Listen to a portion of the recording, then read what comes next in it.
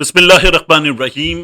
السلام علیکم، یہ آپ کا اپنا ڈیجیٹل پلیٹ فارم ہے۔ میں طارق متین ہوں۔ واللہ خیر الماکرین، اللہ سب سے بہتر تدبیر فرمانے والا ہے، وہی بچائے گا میرے دیس کو بلاؤں سے جو بارش میں شجر سے گھونسلہ گرنے نہیں دیتا، کیونکہ اس کی تدبیر تمام تدابیر کی امام ہے۔ عمران خان کا بیٹا قاسم غدار ہے، پاکستان کے دشمنوں کے ہاتھ میں کھیل رہا ہے۔ قاسم خان غدار ہے اور ساتھ میں زلفی بخاری بھی غدار ہے۔ یہ آپ نے پریس کانفرنس دیکھی، بڑی چنگھاڑتی، چیختی، چلاتی ہوئی عطا تارڑ صاحب کی۔ عطا تارڑ صاحب بڑے جوش و جذبے کے ساتھ یہ پریس کانفرنس کر کے اپنے سیاسی مخالفین کو پاکستان کا غیر وفادار قرار دے رہے تھے۔ ایسی ہی ایک پریس کانفرنس عظما بخاری صاحبہ نے بھی کی، اور کچھ لوگوں نے، مسلم لیگ نون سے وابستہ شخصیات نے دھڑا دھڑ اس کو سوشل میڈیا پر شیئر کر کے بتایا کہ ہاں تم غدار ہو، تم غدار ہو، تم پاکستان کے غدار ہو وغیرہ۔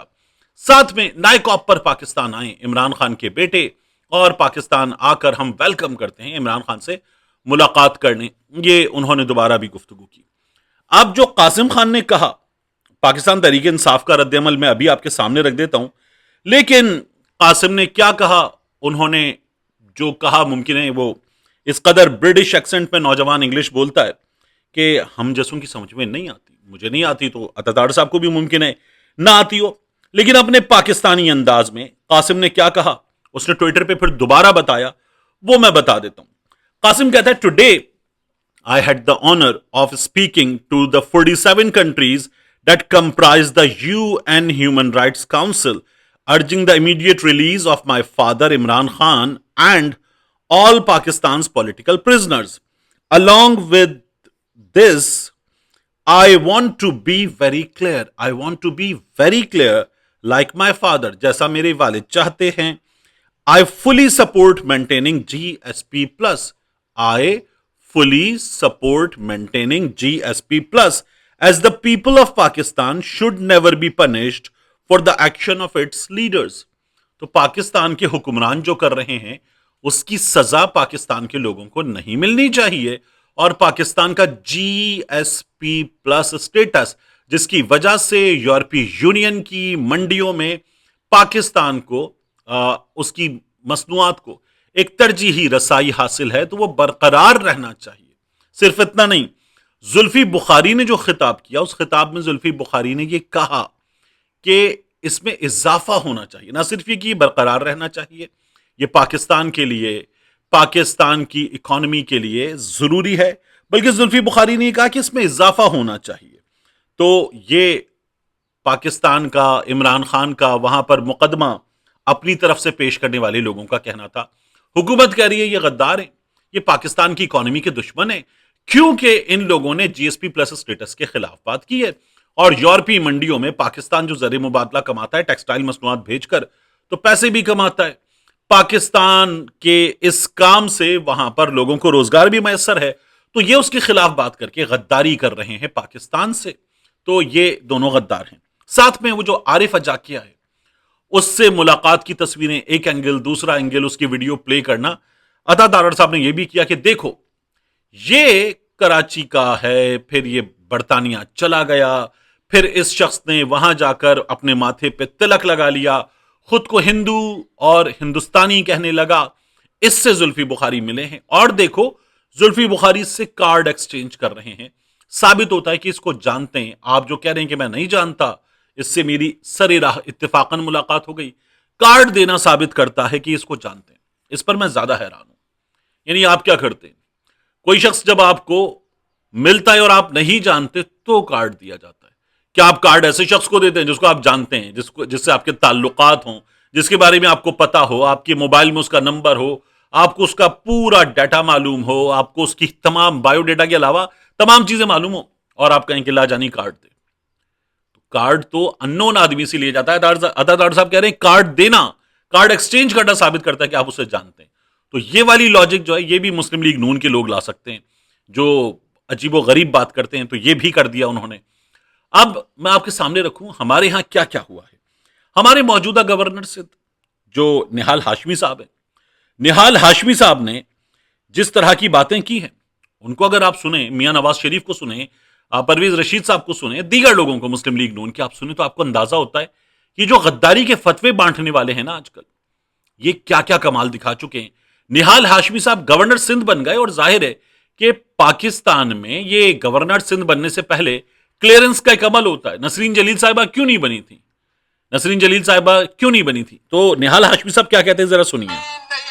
پہلے آپ کو وہ سناتے ہیں. 8 لاکھ فوج نے 1 انچ زمین نہیں حاصل کیا، 1 انچ، مگر سیاسی جدوجہد سے قائد اعظم محمد علی جناح نے پورے پاکستان کو تشکیل دے دیا. تو یاد رکھیے گا، 1 انچ زمین کوئی مجھے لے کے دکھائے، 1 انچ ناممکن ہے، لے ہی نہیں سکتے. بس دکھانے کا ایٹم بم ہے، دکھانے کے F-16 ہے، استعمال نہیں کر سکتے آپ. تو دکھانے کا ایٹم بم ہے، دکھانے کے F-16 ہے، استعمال نہیں کر سکتے آپ. 1 انچ زمین فوج نہیں لے سکی. یہ باتیں کرنے والے نہال ہاشمی صاحب جو ہیں وہ اس وقت گورنر سندھ ہیں. ان کی سیکیورٹی کلیئرنس پتہ نہیں کیسے ہوئی ہوگی، لیکن مسلم لیگ نون نے ایسے بہت کمالات انجام دیے. میاں نواز شریف صاحب، سرل المیڈا سے جو گفتگو کی تھی کہ ہم یہاں سے وہاں لوگ کیوں بھیجتے ہیں، وہ میاں نواز شریف صاحب تھے. پھر میاں نواز شریف صاحب جنہوں نے کامران خان صاحب کو انٹرویو دیا تھا، اجمل قصاب کے بارے میں باتیں کی تھیں، وہ میاں نواز شریف صاحب ہیں.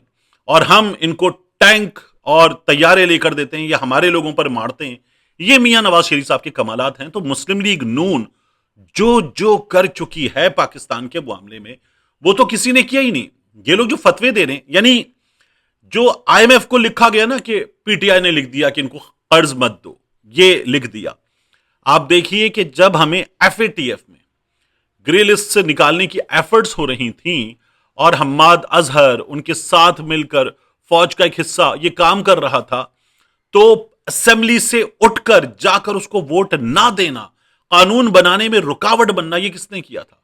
یہ پیپلز پارٹی والے، نون لیگ والے ایوان سے اٹھ کر چلے گئے تھے کہ ہمارے یہ والے مطالبات مانو گے تو ہم یہ قانون منظور کروائیں گے. یہ لوگ پاکستان کے لیے اس طرح سے، سیاست کے لیے اس طرح سے بلیک میل کرتے رہے ہیں.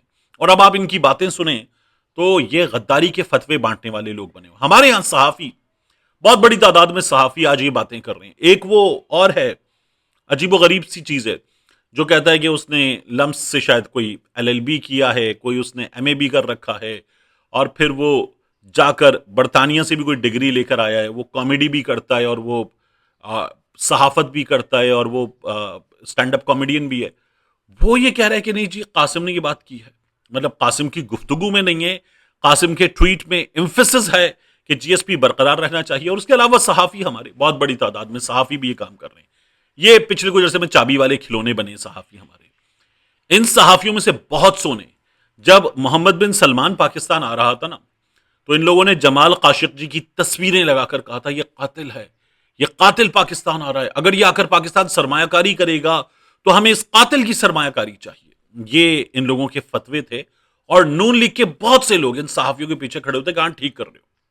آج یہ ہو نا کہ تم سعودی عرب سے تعلقات خراب کرو گے، تم دنیا سے تعلقات خراب کرو گے. یہ تمام لوگ محمد بن سلمان کے خلاف پروپیگنڈا کرنے میں سب سے آگے تھے، اور یہ قاتل ہے، یہ ان کا پروپیگنڈا چل رہا تھا. اور بات یہ کہ محمد بن سلمان نے کیا کیا، وہ ایک طرف رکھیے اور پاکستان کو پہلے رکھیے. میں آج بھی آپ سے بات کرتے ہوئے، جس پر آپ ڈس ایگری کرتے، یہ کہتا ہوں نا کہ ٹھیک ہے، پولیٹیکل ڈفرنسز ایک طرف، اور پاکستان کا معاملہ، پاکستان کا مفاد، پاکستان کی اکانومی ایک طرف. یہ طریقہ ہونا چاہیے ان معاملات کو دیکھنے کا. لیکن نون لیگ کے لوگ جو اتنی سی بات پہ پھدکتے ہوئے نکل آتے ہیں اور آ کے بتاتے ہیں کہ پریس کانفرنس ہوگی اب اس پہ. یہ تو وہ ہیں جو باقاعدہ موبائل ایسے پکڑ کے گھر میں اپنے ڈرائنگ روم میں کھڑے ہو کر کسی جگہ ویڈیو بنا کر دے دیتے ہیں، تو سرکاری ٹی وی کے ساتھ پرائیویٹ چینلز پہ چلتی ہے کہ فلاں وزیر کی پریس کانفرنس. یہ سیدھی ویڈیو گھر کے اندر بنا کے بھیج دیتے ہیں، اس کو بھی پریس کانفرنس کہہ کر ہمارے سرکاری ٹی وی پر چلا دیا جاتا ہے. تو یہ ہمارے ان لوگوں کے کمالات ہیں. آخر میں آپ کو بتاؤں، پاکستان تحریک انصاف کا اس پر رد عمل ہے کہ ازما بخاری اور عطا تارڑ کے حالیہ بیانات کی PTI شدید مذمت کرتی ہے. قاسم خان کی اپنے والد عمران خان سے ملاقات اور ان کی صحت کے اقوام متحدہ میں کی گئی اپیل کے حوالے سے انہوں نے جو بات کی، عمران خان صاحب نے ان چیزوں کے لیے سچ ہی کہا تھا کہ ایک تو یہ پڑھے لکھے نہیں ہیں، دوسرا کوشش بھی نہیں کرتے.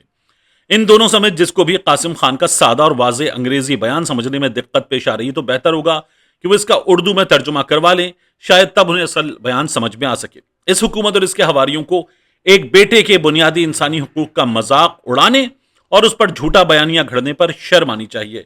یہ پاکستان تحریک انصاف کے طویل رد عمل کا ایک حصہ ہے. دوسرا، پاکستان نے ایران کی 2 شخصیات کو بچایا ہے. رائٹرز بھی اس بارے میں خبر دے رہا ہے اور عرب نیوز بھی اس بارے میں خبر دے رہا ہے. عرب نیوز کہتا ہے اسرائیل ریمووز 2 prominent Iranian politicians from hit list after on Pakistan request for Washington not to target them. یہ عرب نیوز نے کہا اور رائٹرز نے اس بارے میں خبر دی. اسرائیل wanted to assassinate Iran's foreign minister Araghchi, عباس اراغچی صاحب, and speaker Qalibaf, باقر قالباف صاحب. It had coordinates of their movements. تو ان کی نقل و حرکت پہ نظر رکھی ہوئی تھی. Pakistan intelligence got the information about Israeli plans. Pakistan informed US that if Israel kills Abbas Araghchi and Qalibaf, there will be no one left in Iran to talk to. Iran will be taken over by the hardcore IRGC. یہ Reuters کی خبر ہے. At this, US intervened and stopped Israel from carrying out strikes to eliminate Araghchi and Qalibaf. Pakistani officials to Reuters. تو Pakistani officials نے writers کو بتایا کہ ہمیں خفیہ طور پر یہ معلوم ہو گیا تھا کہ عباس اراغچی کو، باقر قالباف کو اسرائیل اڑانا چاہتا ہے، ان کو ختم کرنا چاہتا ہے. تو ہم نے ٹرمپ سے کہا کہ روکو، اسرائیل کو روکو، وگرنہ یہ دونوں اگر جو سیاسی شخصیات ہیں راستے سے ہٹا دیے گئے تو پھر مکمل طور پر معاملات IRGC کے ہاتھ میں، اسلامک ریولوشنری گارڈز ان کے ہاتھ میں چلے جائیں گے. تو پھر اسرائیل اس ارادے سے باز آیا، ورنہ وہ ان دونوں کو بھی ختم کر دیتا. یہ پاکستانی آفیشلز جو ہیں وہ رائٹرز کو بتا رہے ہیں. ملتے ہیں انشاءاللہ آپ سے اگلی ویڈیو میں.